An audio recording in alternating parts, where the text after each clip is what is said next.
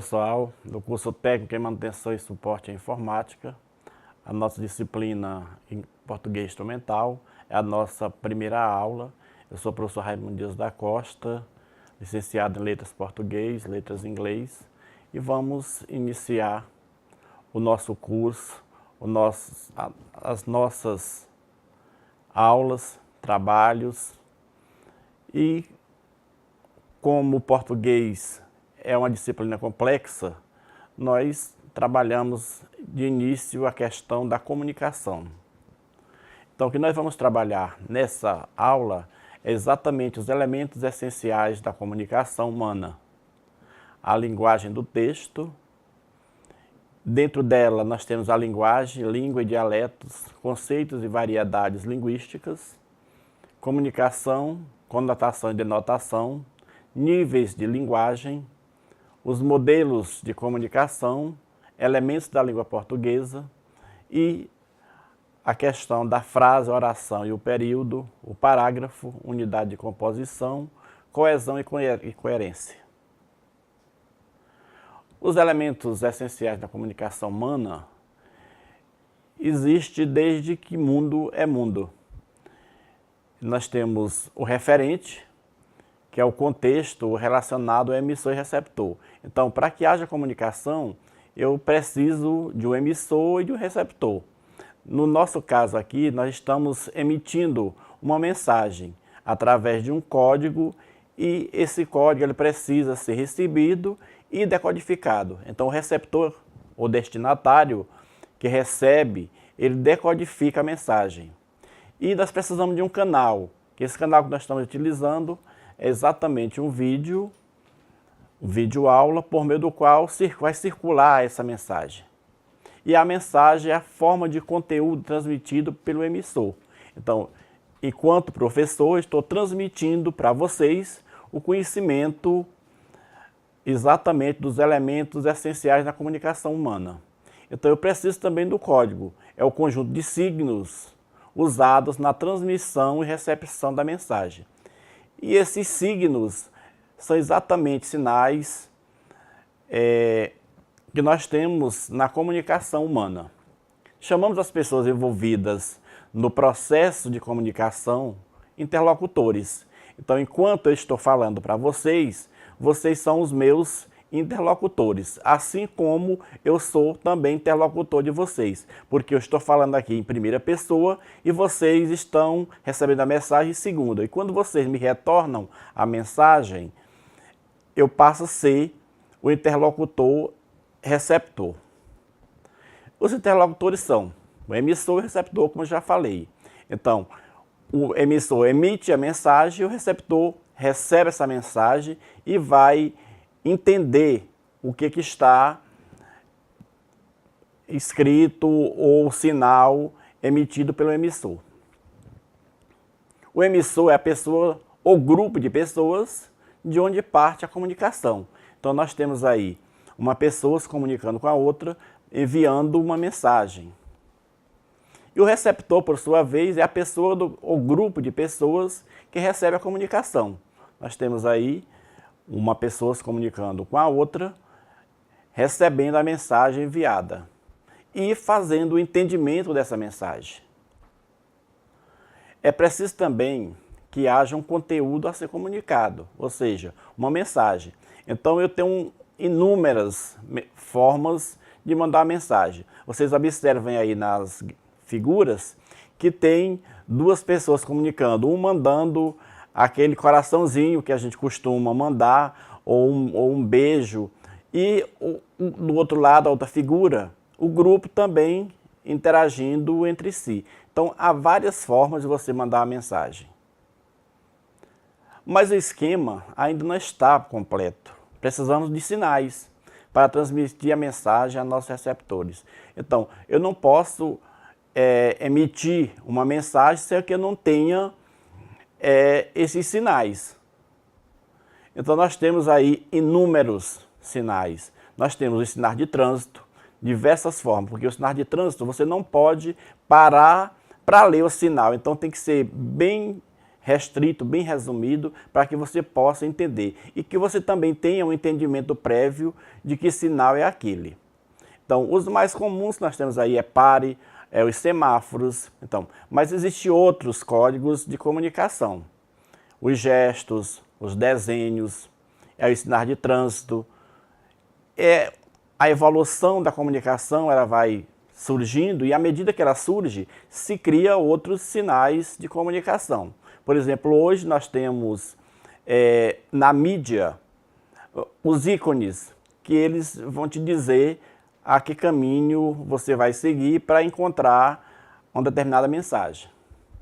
E o esquema fica assim, fica o emissor, a mensagem e o receptor, e nós também temos o código, que é aqueles sinais que nós vamos emitir, ou a escrita, ou um desenho. E aí nós precisamos do canal, como eu falei anteriormente. Nós precisamos usar este canal para enviar essa mensagem. E a mensagem é transmitida através de um código, a língua. Precisamos de meio concreto, material, isto é, um canal para chegar ao receptor.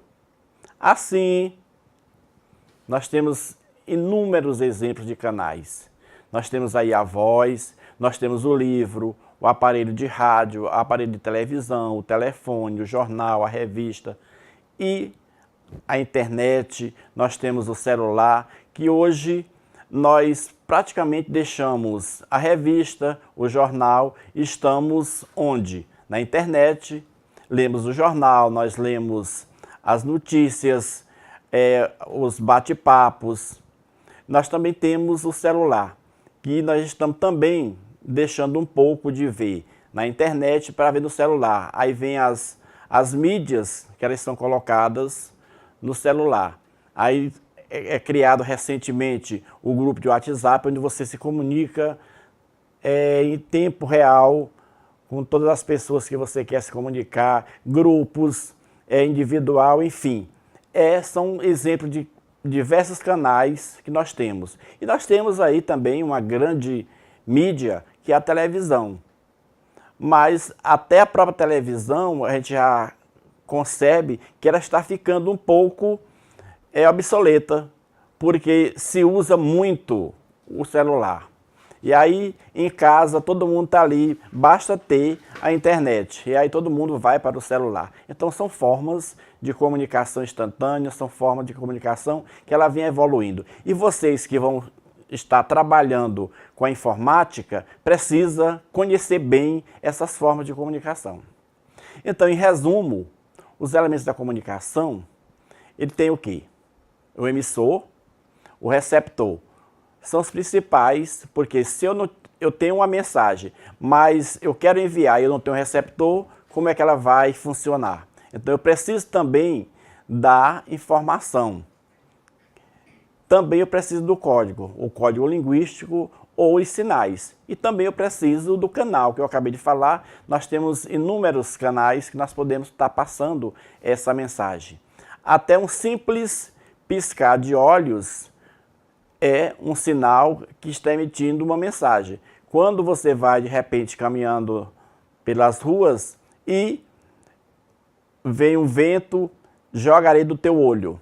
Então, é uma comunicação de que você não está passando bem. Então, são inúmeras, a gente não pode dizer essa essa não é, mas quase que todos são formas de comunicação. A criança, por exemplo, ao nascer, qual é o primeiro sinal de vida que ela emite? O choro. Então é a comunicação, é sinal de que ela está viva, está bem. E aí nós vamos para o nosso próximo assunto, que é a frase, que nós vimos o sistema de comunicação. Então, na comunicação, ela pode ser escrita, falada, como eu já falei, sinais. Então, nós temos a frase. É todo enunciado linguístico capaz de transmitir uma ideia. A frase é uma palavra ou conjunto de palavras que constituem um enunciado de sentido completo. A frase não vem necessariamente acompanhada por um sujeito, o verbo ou predicado. Mas, por exemplo, a gente vê muito nas clínicas, nos hospitais, a palavra silêncio. É uma frase.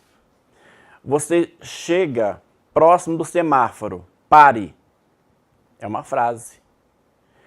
Você vai seguindo em frente, aí diz, dobre à direita. Uma frase. Outro sinal, siga. Então, são os sinais que aparecem às vezes no trânsito, que é uma simples frase, mas que tem significado muito importante. Um sinal que é dado, por exemplo, no trânsito, são as setas, que você não vai dizer, ei, eu vou dobrar, ei, eu vou dobrar à esquerda, eu vou seguir em frente. Não, basta que você dê o sinal no seu carro, para que lado você vai. E aí ele constitui uma frase, só que essa frase, ela não é escrita, mas dada como sinal. Então a frase é a palavra que pode ter ou não várias palavras. Aí vem a oração, aí sim, já ela é constituída de várias palavras. Então é todo enunciado linguístico que tem o núcleo como verbo, apresentando desta maneira, e na maioria das vezes, termos essenciais da oração, ou seja, sujeito e predicado. Então eu posso ter sujeito e posso ter predicado. Exemplo, o menino sujou seu uniforme. Então quem é o sujeito aí? O menino.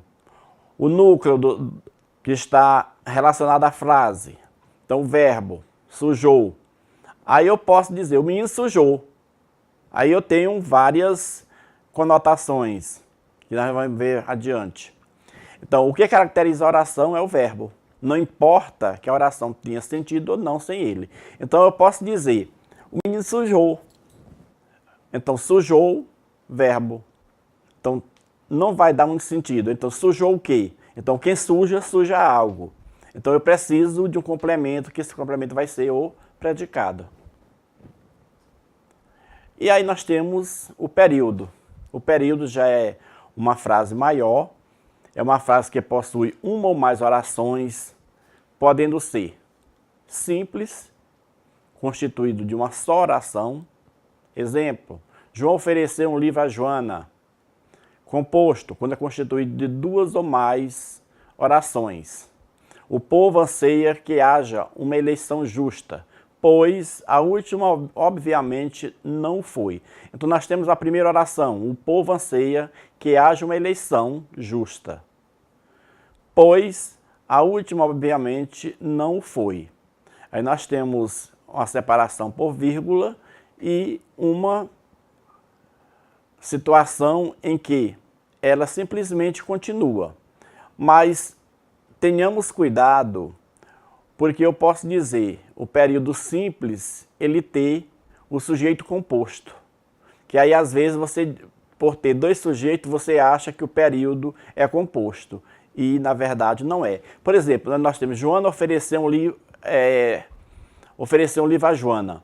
Então, eu tenho dois sujeitos aí, mas Joana não constitui sujeito. Agora, se eu disser, João e Joana ofereceram um livro a José, então eu também continuo tendo um sujeito simples. Aliás, um sujeito composto, mais um período simples. Certo? Então não vamos confundir essa questão aí. E os períodos compostos são formados por coordenação e por subordinação. Então são aquelas frases que são subordinadas à outra. Por exemplo, no caso, o povo anseia que haja uma eleição justa, pois a última obviamente não foi. Nós temos, pois, aí uma conexão da primeira oração com a segunda. Então nós temos aí um período que vai ser coordenação. Ou por ambas as formas, coordenação e subordinação, que pode vir os dois acompanhados. E nós temos aí na questão da frase, do período, da oração, nós temos a organização textual. Nós não podemos chegar e falar tudo que nós queremos e dizer que é um período simples ou que é um período composto. A gente precisa ter essa organização textual. Então, nós precisamos ter uma microestrutura e depois nós precisamos de ter uma macroestrutura. Então, na microestrutura nós temos o quê? A coesão. Então, eu preciso articular as palavras. São as articulações gramaticais, a conexão, a ligação, a harmonia entre os elementos do texto. Eu não posso dizer, João viajou amanhã. Tem sentido? Não. Seria, João viajará amanhã. Então, antes, ontem, cheguei amanhã. Então, eu preciso aí de uma conexão. Por exemplo, eu preciso da preposição de. Então, são essas estruturas mínimas que nós precisamos observar. E na macroestrutura vem a coerência. Então, eu preciso, dentro do período, dentro do texto, fazer a manutenção da mesma referência temática em toda a extensão do texto. Eu não posso começar um texto falando do IFP e terminar falando da UFP.